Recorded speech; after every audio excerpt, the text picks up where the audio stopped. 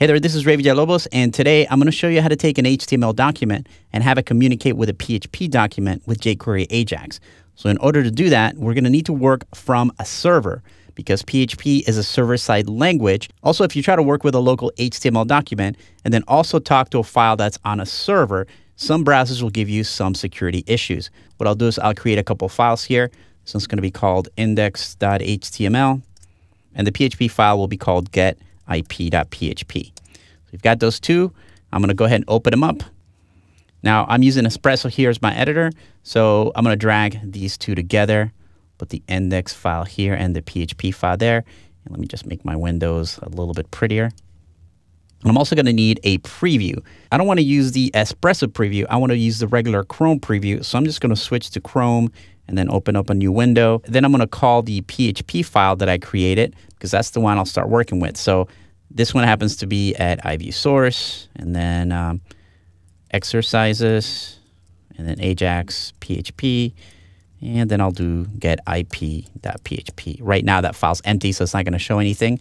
So I'm going to go to my PHP document, and I'll start off by typing in just the PHP code right here, and then I'll do just an echo command, and echo is just going to output get host by name, and here we'll pass it an IP. Here we'll pass it a domain name, iViewSource.com. Put a semicolon there. Save this, and I'll refresh my PHP page, and I get an IP address when I do that. That is what the function does. It's super easy.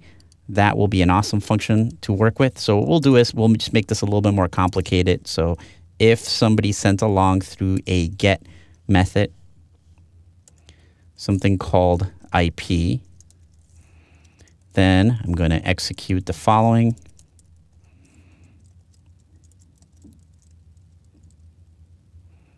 And what I want to do is IP is going to be equal, my variable that I'm going to call IP is going to be equal to get host name, sort of like this, except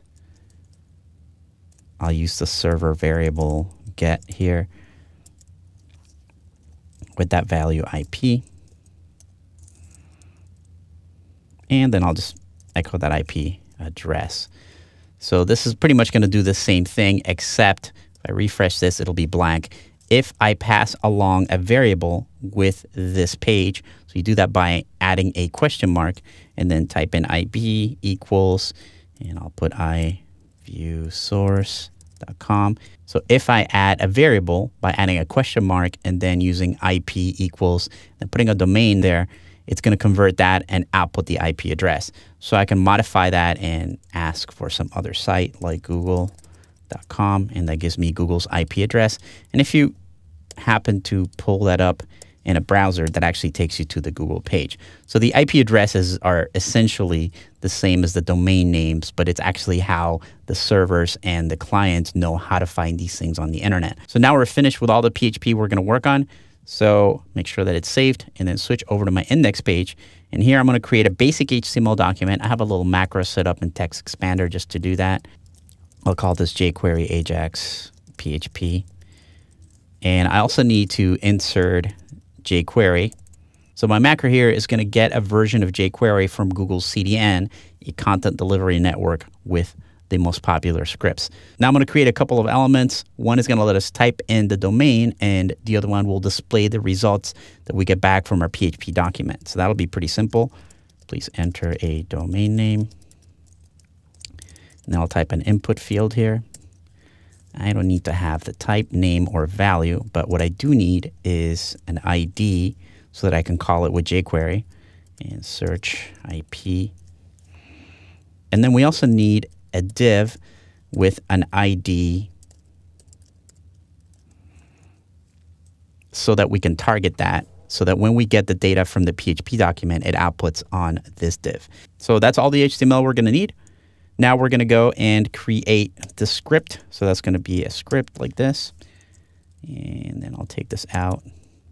Just need a plain script. And the first thing you need to do whenever you're working with jQuery is usually to start a document ready function. So this essentially just says, hey, whenever jQuery is done loading and my page is done loading, I want you to do the following. So document ready, and then we're going to execute a function. It's a function literal, so it won't have a name. And I usually like to close it out as soon as I create it. It's also a good idea to comment these things because there's going to be so many of these curly parentheses, semicolon, that I like to just put a comment in them. So once we create the document ready function, we need to create an event handler. So an event handler waits for something to happen on your page. In this case, we want something to happen after somebody types something in the search IP input field. So we're going to have to check for that. So we'll do, so whenever search IP changes, then I'm going to execute a function, again, a function literal. So that change method is called an event handler, and you're going to use different event handlers depending on what you're checking for. Because we're using an input field, we can use jQuery's change method. Now this has other equivalents in JavaScript. It's always going to be better to use jQuery's methods when available because they'll be more backwards compatible with older browsers. So now that we have our event handler, then we need to make our Ajax call. And that is super easy with jQuery. All you do is you create an Ajax call like this. So this Ajax call is actually going to be an object. And what we want to do is we want to pass it some variables. The first variable is the type. And the type is going to be the type of request that we want to make to the PHP page. So that's going to be either get or post. A get method request is exactly what we did over here when we passed along a variable. We added a question mark and then we pass it along a variable and then a value to that variable. So that's what we're doing when we use get. When you use post, the same thing happens, but the data gets sent kind of in the background and invisible. The nice thing about get methods is that they're bookmarkable. So I'm just going to use a get method here. You could use post if you wanted to. Then I'm going to type in the URL. This is what document do I want to get information from.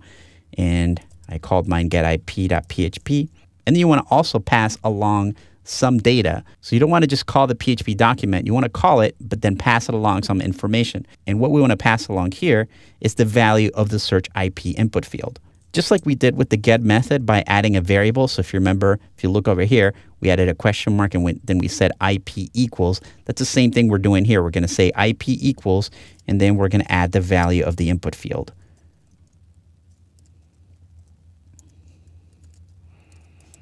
Finally, we're going to have a success variable, and that's what's going to be called when the PHP document finishes doing whatever it's doing with the information that we passed, and it sends some data along back to our HTML document. So this is what's going to be executed when that happens.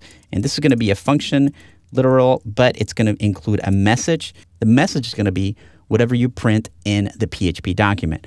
Right now, we're printing the IP address, so that's what the message variable that returns from that PHP page is going to contain. And all I want to do here is look for the div with an ID of a result IP and set the HTML of that element to be the message that we get back from the PHP document. So let me go ahead and save this.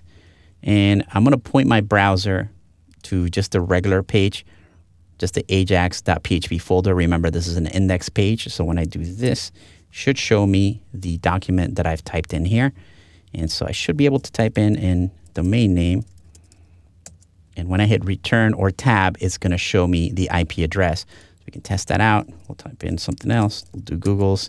And that's working just fine. So all this is happening without a page reload. When I type something into that input field, it's passing that along to the PHP document. The PHP document is processing that request and is sending back data in this message variable that I created here.